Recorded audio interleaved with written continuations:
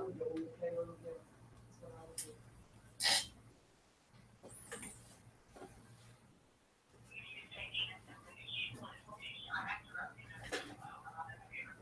The webinar will begin shortly. Please remain on the line. Where is this at in Cairo?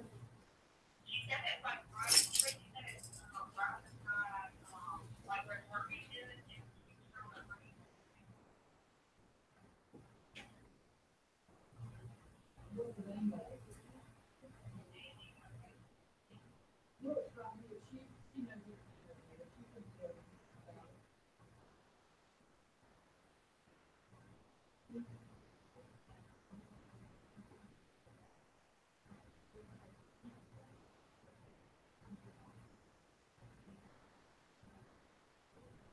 The webinar will begin shortly. Please remain on the line.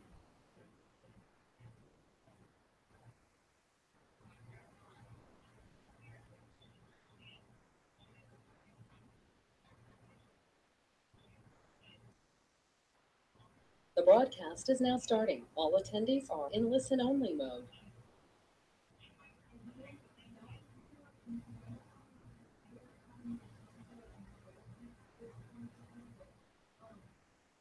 Hey everyone, this is Allison Timberlake. I just wanted to do a quick mic check to make sure you all can hear me okay. If you can you raise your hand for me? Great, thank you. I've got about 4 or 5 minutes and then we'll get started.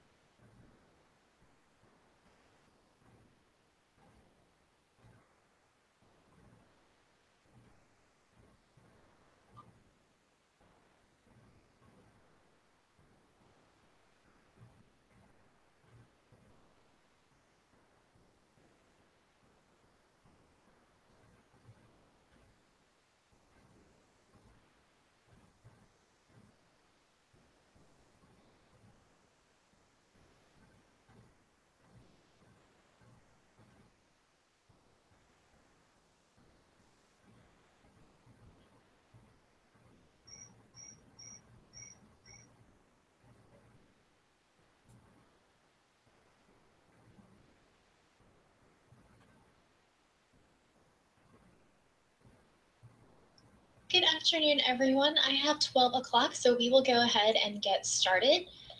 Thank you for joining us for our August Accountability Lunch and Learn. I'm Allison Timberlake with the accountability team here at the DOE, and today I'm joined by all of my accountability colleagues and your accountability specialists.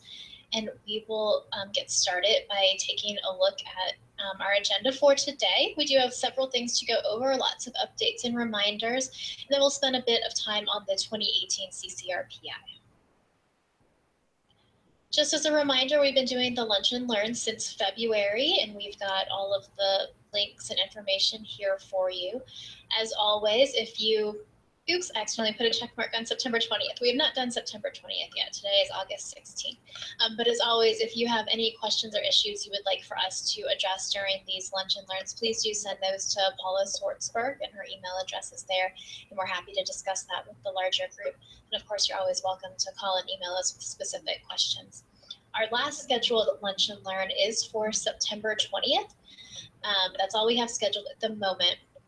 If this is useful to you and you think it would be helpful to have another one in October as we approach the release of the CCRPI, please do let us know. You can type something into the questions box, or let me or your accountability specialist know via email or when you talk to them on the phone. But unless you will want to do that one in October, currently the September one is the last one that we have scheduled. Some updates for you. As you know, the Phase 2 indicators are available in the CCRPI portal. Those include the innovative practice and personalized school climate indicators at all 3 levels, as well as ETB number 1 at the middle school level, and that's the pathways indicator, the percent of students that have completed a concentration in the specified areas. So those are currently available.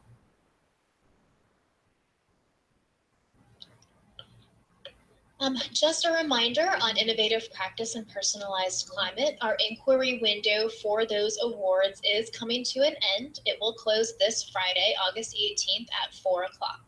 If you have any questions or inquiries about the award status for any of your schools for either innovative practice or personalized climate, please do reach out to us by this Friday at 4 o'clock. Your accountability specialist will notify you of the status of the review as soon as that information is available. And if an award status does change, that update will be reflected in the CCRPI portal prior to the final CCRPI scoring. And we're doing this just because of the nature of these 2 indicators. We did have a big review of these, and all applications were reviewed by 2 reviewers, but we did want to make sure that you had an opportunity to take a look at that and let us know if you had any questions or concerns about those awards. But we do need to wrap that up because we will soon be heading into the bulk of the calculations for CCRPI. So I do want to stress that that inquiry window for innovative practice and personalized climate will close this Friday at 4 o'clock. If any districts or schools come back to us later in the CCRPI cycle with questions, we will happily answer those, but there will not be an opportunity to adjust any awards after this Friday. Phase 3 indicators will be coming next. They will be available to you in the CCRPI portal in mid-September, and that will be graduation rate. It will include the 4- and the 5-year cohort graduation rates at the high school level. As you know, the summer graduates and cohort withdrawal update applications close August 31st, the end of August, so we will quickly calculate those and get those back to you in the portal for review, followed by a public release. Our next update concerns the Move On When Ready exception, and your superintendents and others of you in the district should have received this email from Melissa Fitcher this summer. As you know, the state board testing student assessment rule was amended in fall of 2016 in order to exempt certain dual enrollment or Move On When Ready students from the milestones end of course assessment beginning in the 16-17 school year. The courses that are eligible for this flexibility include American Literature, Physical Science, U.S. History, and Economics. Please note that all students, regardless of the location of enrollment, must participate in the following EOC measures to fulfill federal accountability requirements: 9th grade literature, Algebra 1 coordinate algebra, geometry, analytic geometry, and biology. To ensure that high schools are not negatively impacted by these students not being included in the accountability system, the college-issued course grade will be used in the CCRPI for the eligible EOC-related Move On When Ready courses. The department has worked with the Governor's Office of Student Achievement. As you know, GOSA does have oversight over the accountability system in state law. So we work together and have put out this scoring related to these students. Students who earn an A, B, or C in the applicable Move On When Ready courses shall count as proficient learners in CCRPI indicators that utilize achievement levels. Students who earn less than a C shall count as a beginning learner. And for CCRPI purposes, we utilize the course codes and grades reported in student record. So as always, it is very important that the correct course code be included in your student record for these students so that they can count accordingly in CCRPI. And a couple updates and reminders on our summer applications. The first application is Assessment Matching Window 1. All assessments for Assessment Matching Window 1 are available. It includes all of the national assessments, the GAA, Access, Georgia Milestones Spring EOG, and the Georgia Milestones Fall, Winter, and Spring EOC. Please do note that Assessment Matching Window 1 does close this week, August 17th at 4 p.m. That's tomorrow. So please do note that tomorrow at 4 p.m. Assessment Matching Window 1 will close. Superintendent sign-off is enabled and it is required. Those of you who have not yet signed off heard from your accountability specialist this week, and we will be getting in touch with you again to make sure you don't have any issues and are able to get that sign-off taken care of by 4 o'clock tomorrow. Please note that changes cannot be made to Assessment Matching Window 1 matches after the application closes. All issues related to Assessment Matching Window 1 must be resolved prior to the close of the application window. And please do refer to the user guide and webinar recording for additional information, and always reach out to us with any questions that you have.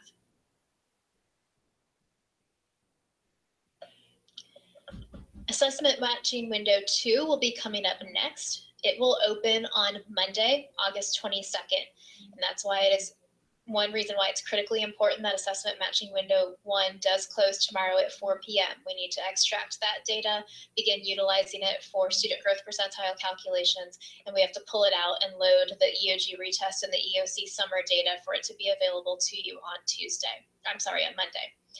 Window 2 will close September 7th at 4 p.m. That's the same time as the non-participation application.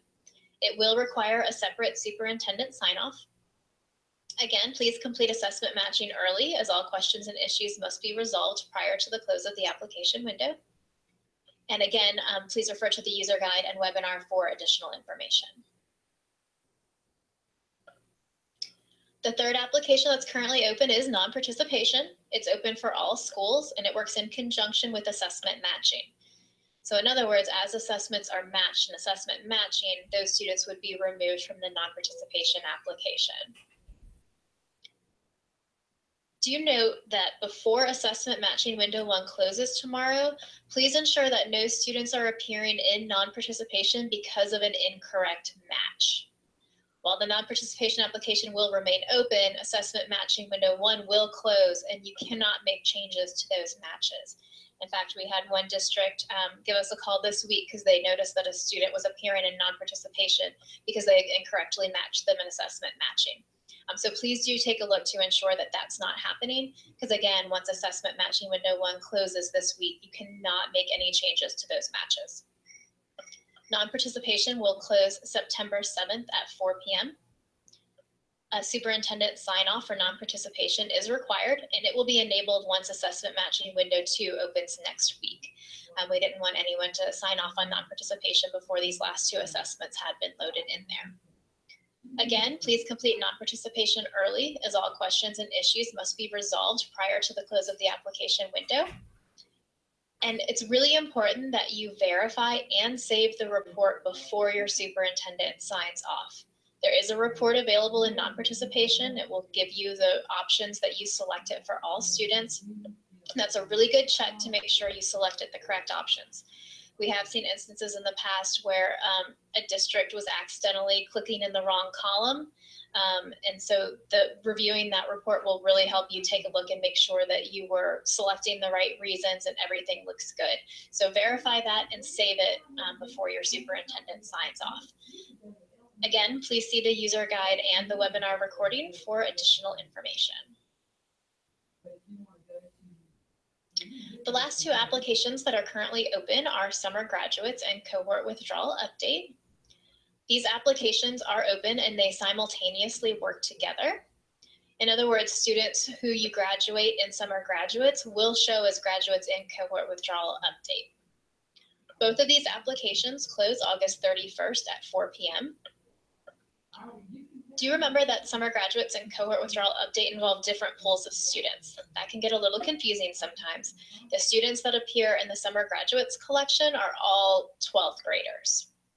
Whereas in the cohort withdrawal update application, we're showing all students who are part of the 2017 four-year cohort. A couple of reminders with cohort withdrawal update.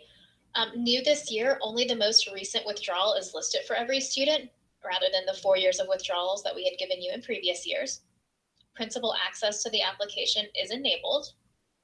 Again, remember to save and print your lists. If you have any cohort changes or questions, you need to report that to your accountability specialist at the district level, and we need to resolve all of those issues before the application closes. Similarly, all cohort assignment issues, changes, things like that must be resolved before the application closes. If you have a specific question regarding the use of guide as documentation, please contact your accountability specialist and we'll work through that with you. And again, complete applications early, as all questions and issues must be resolved prior to the close of the application window. And I can't stress enough just how important the cohort withdrawal update application is. This is the application in which you not only update your withdrawal code reasons, but you verify that you have documentation to support the use of that code. So if you don't complete the application and don't sign off on it, all of the withdrawal codes, or certain ones, would revert to unknown, which would make those students considered dropouts. And they would count against your graduation rate. So this application and this process is critically important to make sure that your graduation rate is as accurate as possible. So please do take a careful look, call us with any questions or concerns you have. We're happy to help you resolve any issues. The application will close on time. We will not be able to extend it. We're trying to turn everything around more quickly this year, and so we will start pulling data out and calculating graduation rate as soon as that application closes.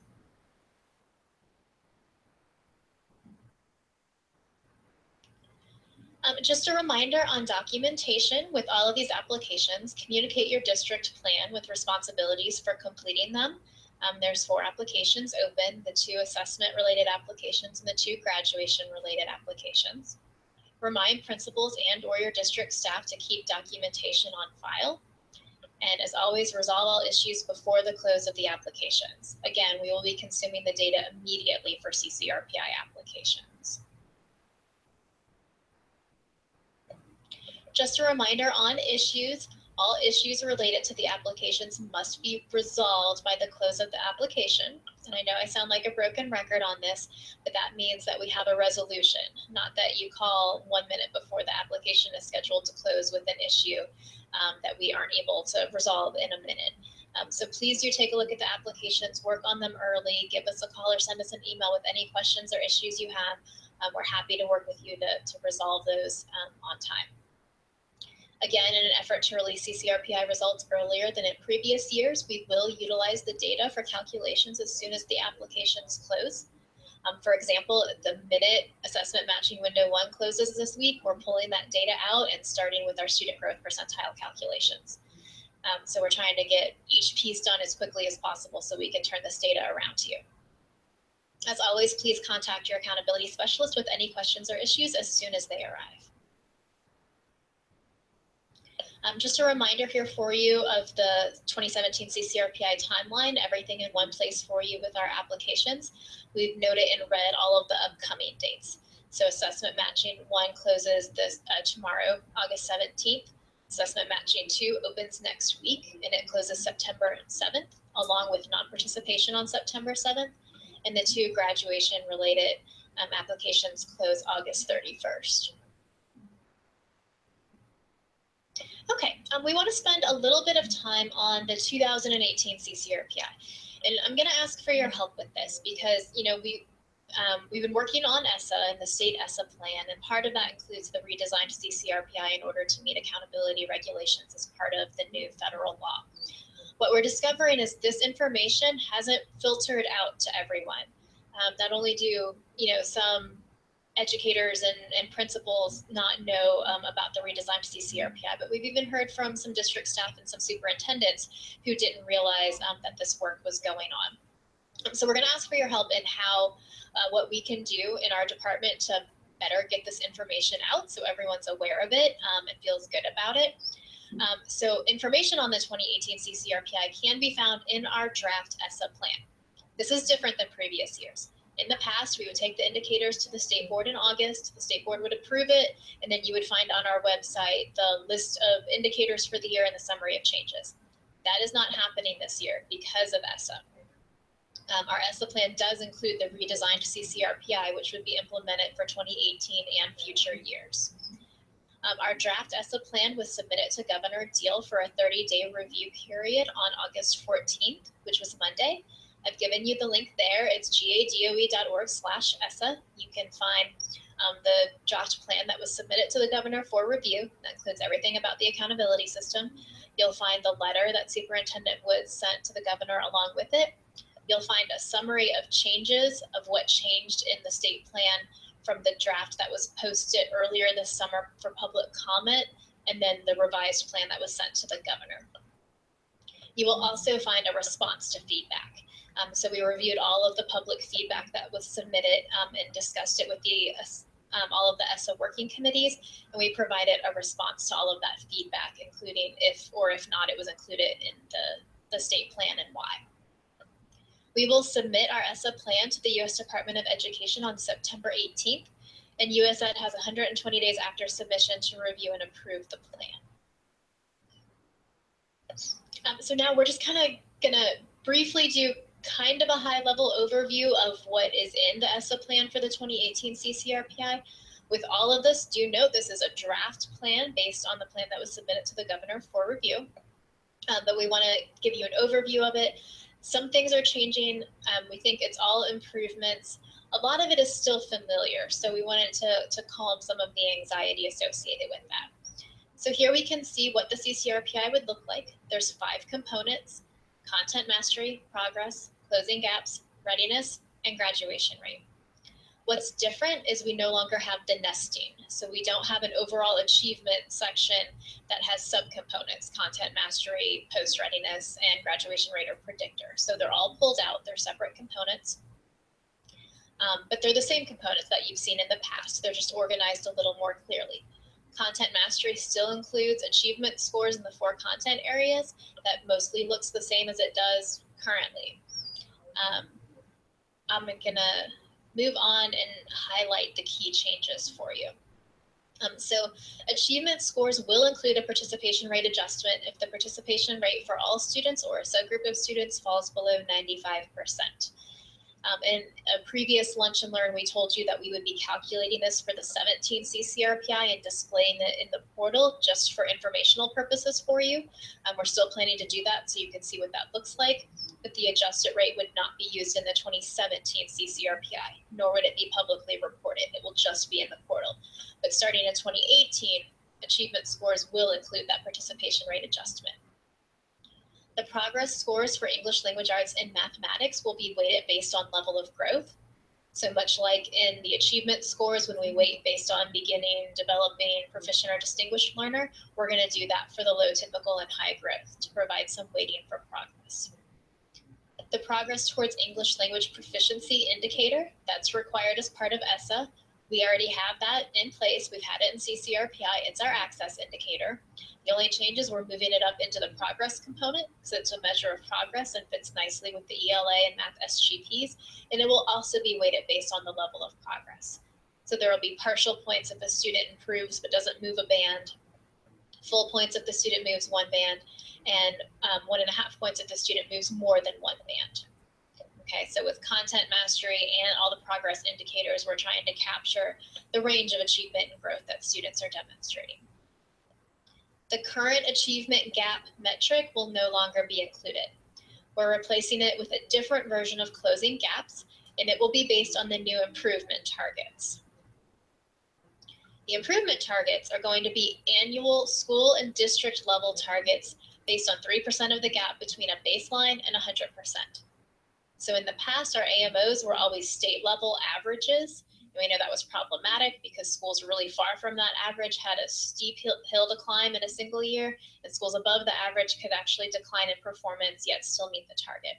So we're proposing as part of ESSA that our targets and goals will be individually calculated for schools and districts. And in order to have some alignment with the state or the performance contracts that districts have, we're going to use 3% of that gap between the baseline and 100%.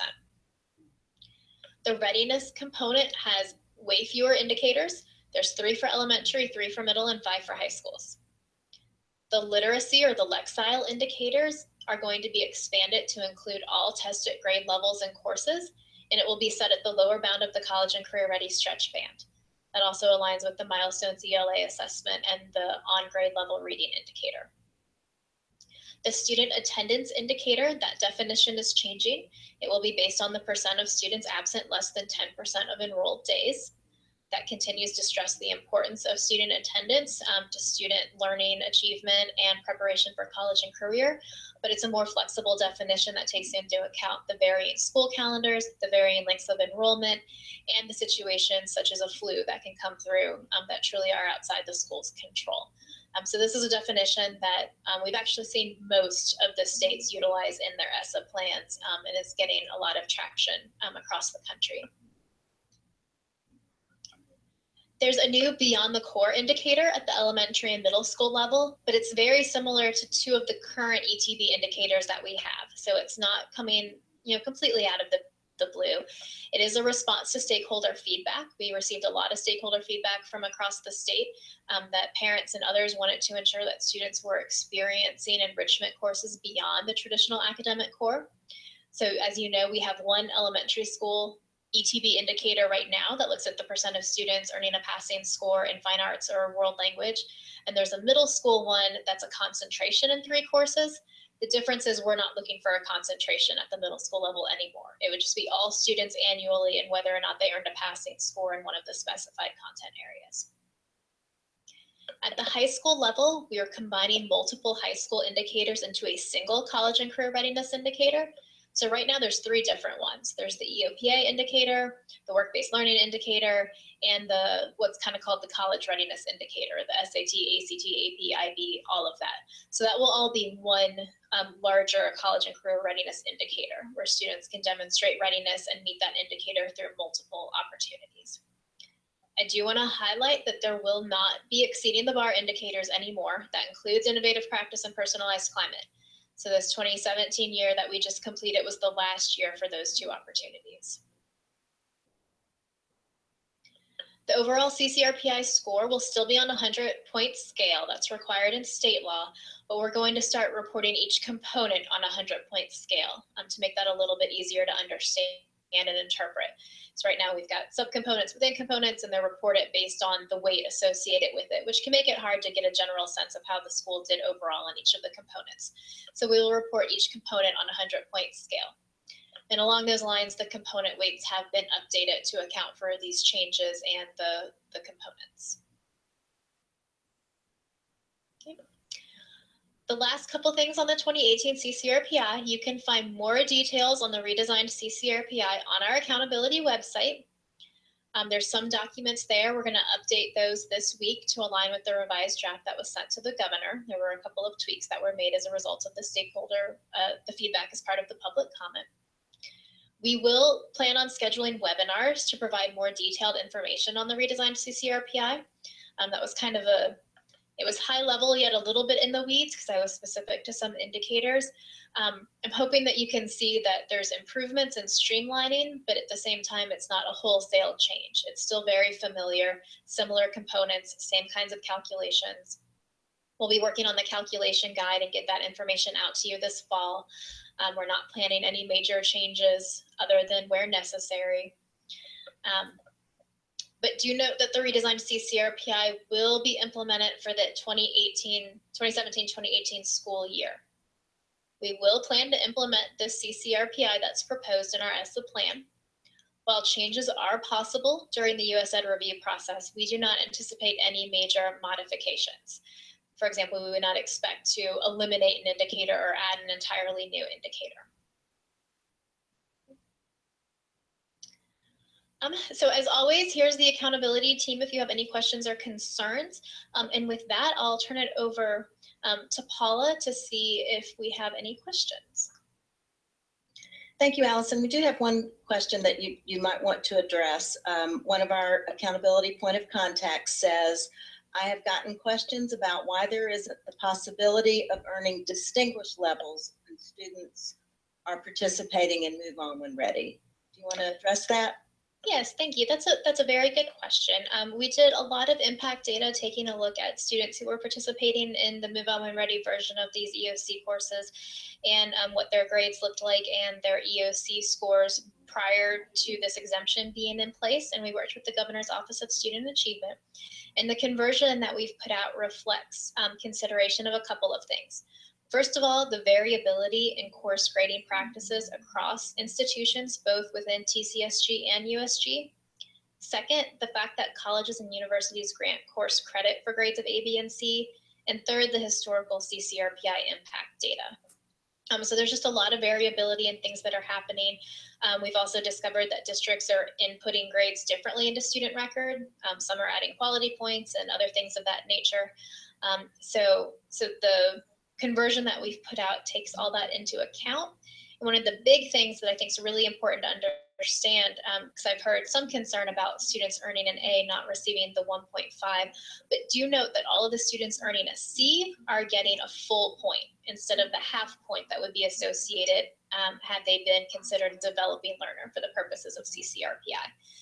And since we have such a huge bucket of students in that developing learner category, I do think that's really important to note that they're going to be getting a full point in CCRPI if they earn a C instead of a half point.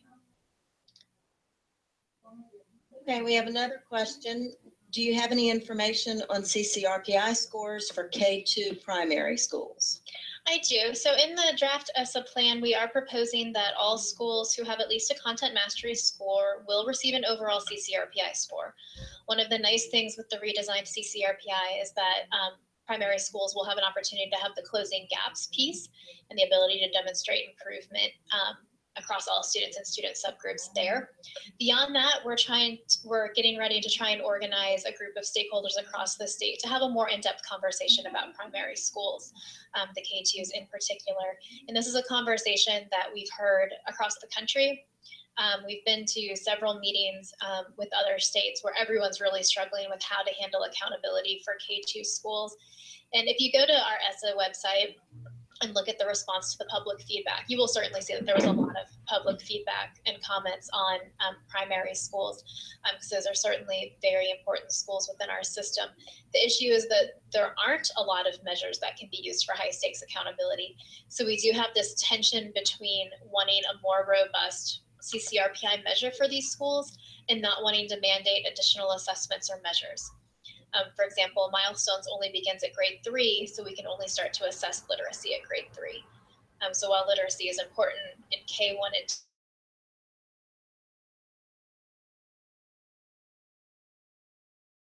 additional indicators, but we want to do want to dig into that further. So we're going to start to pull together a group of stakeholders within Georgia to have a more in-depth conversation about primary schools and how that relates to accountability. A similar thing with alternative schools and how that plays out for CCRPI. Okay, here's a question that I can answer. The question is, will the new CCRPI and ESSA plan be discussed in even greater detail at the data conference?